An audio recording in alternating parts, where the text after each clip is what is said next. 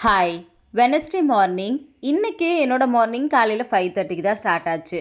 போன வாரம் வெட்னஸ்டேலாம் பார்த்தீங்கன்னா, ஊருக்கு வந்து கிளம்பிட்டோம். பெருசா எதுவும் சமைக்கவே இல்ல.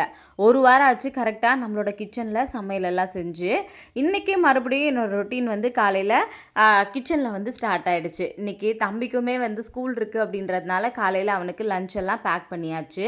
அதே மாதிரி அவருமே ஆஃபீஸ்க்கு வந்து பார்த்தீங்கன்னா, 1 வீக் கழிச்சு இப்போ தான் திரும்ப லஞ்ச் வந்து பேக் பண்றேன். நேத்து ஊர்ல இருந்து வந்ததுனால பெருசா எதுவும் சமைக்கலாம் இல்ல. காலையில பிரேக்ஃபாஸ்ட் வந்து பார்த்தீங்கன்னா, கடையில வாங்கியாச்சு.